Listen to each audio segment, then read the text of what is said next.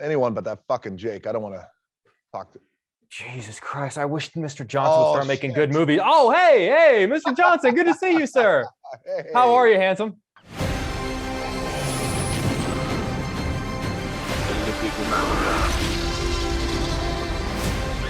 Where we're going, we don't need roads.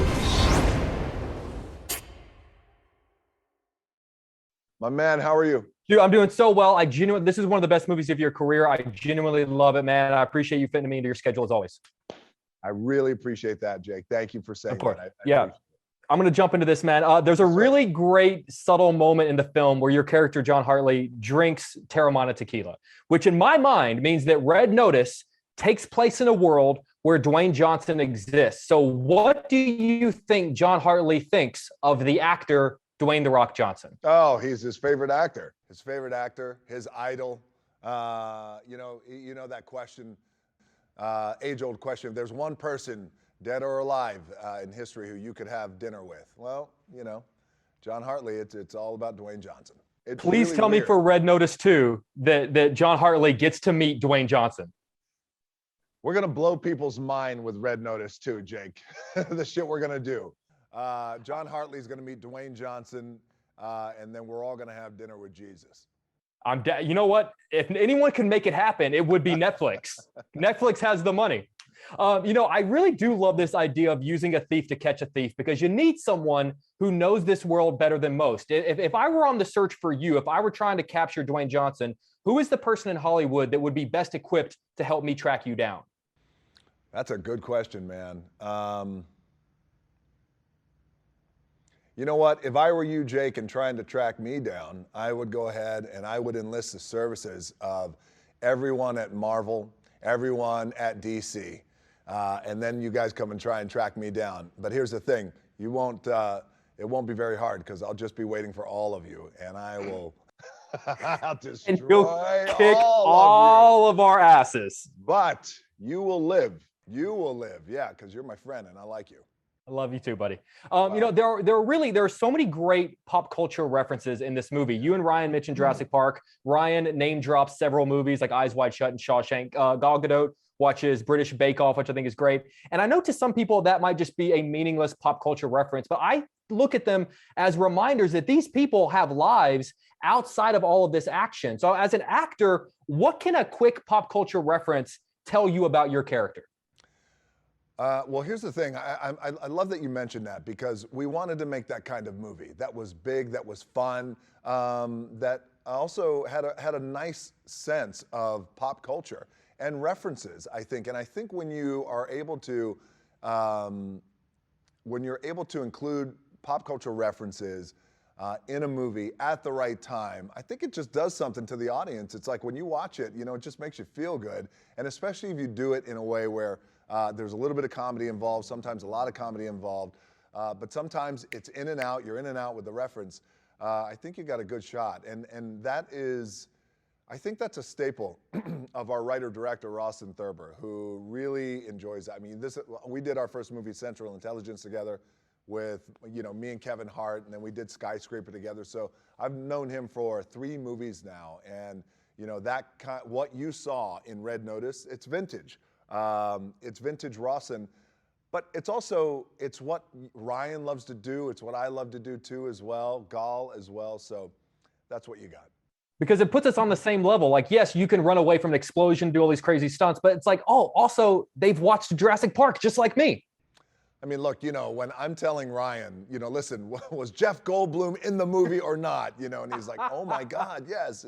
It was a very, very funny moment. It's one of my favorite lines of the year. Mr. Johnson, I want to thank you not just for this interview, but a career of being kind to me, sir. I love you, and I hope you know that I value everything that you've done for me in my career, and I'm literally sitting in this chair because of you, and I appreciate you, sir. You always say that, and I always appreciate you saying that, man. Thank you. We go way back. I want you to tell everybody in Chicago I said hello. My favorite bagel place, Corey's Bagels, world famous. That's my family.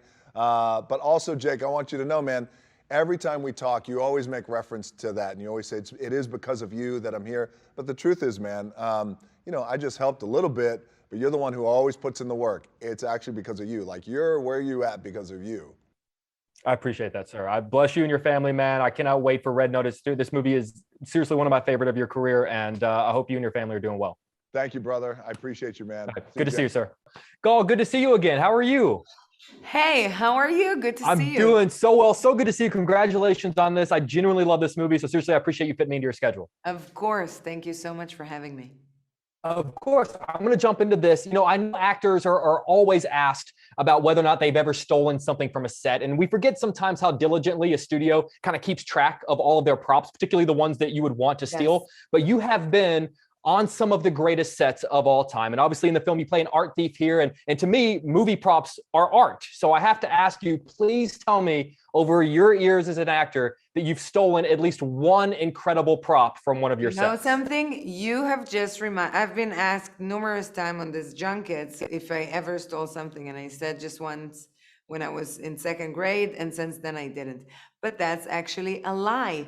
You just reminded me that when I was working on Batman versus Superman, I stole one of Batman's, the small bats that he threw. Yes, like the Batarang. Yes, I stole it. And you know what I do with this? I open Amazon boxes with it. Because it's so sharp. Yes, so I have stolen. Thank you so much for reminding me. That it was a successful steal. The image of you opening Amazon boxes with a Batarang is perhaps the coolest mental image I've ever. That is unbelievable. It's true. It's true. It's real. You're the coolest person I've ever met. That's fantastic. I truly love the idea of using a thief to catch a thief, because you need someone who knows that world better than most people. If I were on the search for you, if I were trying to capture you, who is the person in Hollywood that would be best equipped to help me track you down? Probably Patty Jenkins. And what would she tell me? What are some of the things that she would tell me that would be useful to find you?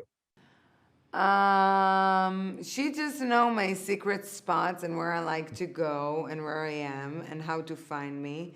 She also in a great relationship with my husband, who I'm usually with, so she would call him. She gets me. She knows me. I just imagine a trail of like open Amazon boxes, and we pick it up and we're like, this was definitely opened with a Batarang. She and was we would just here. She was knows. here. She we would just follow that. Now that Dwayne Johnson has been cast as Black Adam, a lot of people are wondering what kind of influence he's going to have on the DC universe. And I'm sort of curious from your perspective, what kind of reaction do you think Diana will have the first time she sees Black Adam? I gotta see that first of all, I think she would love to, she would be very open and would love to speak to him. But I can't wait to watch the Black Adam movie and really to get to know and understand the character. I feel like this is the first time we've ever get to witness the real Black Adam this way. And I'll have a better answer for you after I do that. Fair enough. And as we wrap up, there are so many great pop culture references in this movie. Ryan and Dwayne, they mentioned Jurassic Park. Ryan name drops several movies like Eyes Wide Shut and Shawshank. And I love when we get to see you watching the Great British Bake Off, because I love that show. And I know a lot of people could see them just as sort of meaningless pop culture references, but I like to think of them as reminders that these people have lives outside of all of this action. So as an actor, what can a quick pop culture reference tell you about a character? It's exactly what you said. It gives me a little bit about his background and what appeals to him and who he is.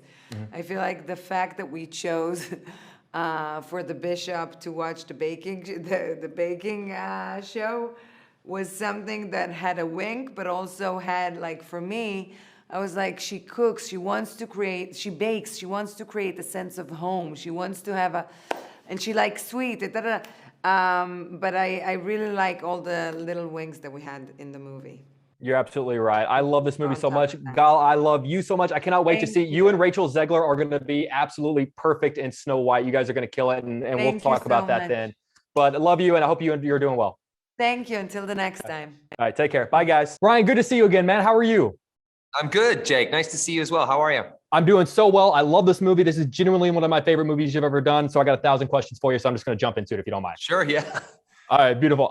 There's a really fun moment in the film where your character, Nolan Booth, drinks aviation gin, which in my mind means that Red Notice takes place in a world where Ryan Reynolds exists. What do you think Nolan Booth thinks of the actor Ryan Reynolds? Oh, wow.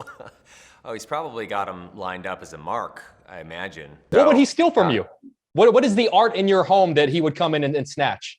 I genuinely do not have anything in my home worth a damn for someone like Nolan Booth. But maybe the Deadpool suit. That's probably the most valuable artifact I have in my home. I would steal that. So not the framed photo of us that you keep right on your bedside table? The framed photo of us is attached to the Deadpool suit. So it's a twofer kind of. Fair enough. Yeah. Fair enough. Honestly, I really do love this idea of using a thief to catch a thief, because obviously you need someone that knows that world better than most. If I were on the lookout for you, if I were trying to capture Ryan Reynolds, who is the person in Hollywood that would be best equipped to help me track you down? Oh my God, Blake. I mean, my wife, Blake, knows exactly how to, I mean, she's also just got sort of CIA, deep FBI levels of sonar anyway. She can always sense when there's trouble brewing from like blocks away. So I don't know what sort of radar she has built into that noggin of hers, but she's got something pretty special going on. So that's the person you want to find. If you want to find anything, just in general, Blake. Fair enough. All right, good to know. What's really cool, one of the things I love about this movie is that there are so many great pop culture references. Like you and Dwayne mentioned Jurassic Park. You name drop several movies like Eyes Wide Shut and Shawshank. You whistle the theme to Indy. Gal watches The Great British Bake Off. And I know to a lot of people, they could just be seen as like sort of meaningless pop culture references, but I like to think of them as reminders that these people have lives outside of all this action. So I'm sort of curious, as an actor, what can a quick pop culture reference tell you about a character? Well, for me, a pop culture references just in general, everyone sort of focuses on them in movies, but if you talk to people in life, everybody makes pop culture references. Like that's just how people speak. So I think the more normalized it is in movies, the better.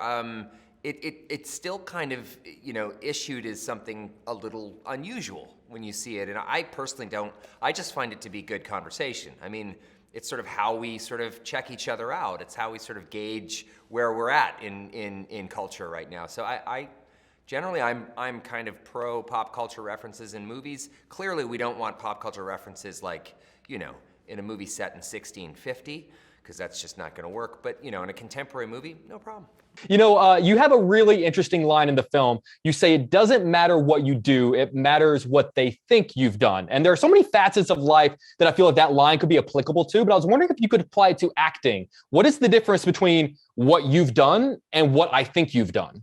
Oh, that's interesting. I mean, there's generally there's a disconnect sometimes between like a performance and how it's kind of, viewed or seen. It's sometimes we blur the lines between the person or the persona and the performance. It's not really up to me to sort of judge that or put a value judgment on it. So. Fair enough. Hey, man, I genuinely love this movie. I want to say thank you for being not just a great interview today, but just thank you for being, you've been nice to me for a very, very, very long time. And it means a lot more. You've been very nice to me for a long time, Jake. It's always nice seeing you. Genuinely. I really appreciate the interview. Of course, man. Good to see you. Bless you and your family. And I'll talk to you soon, man.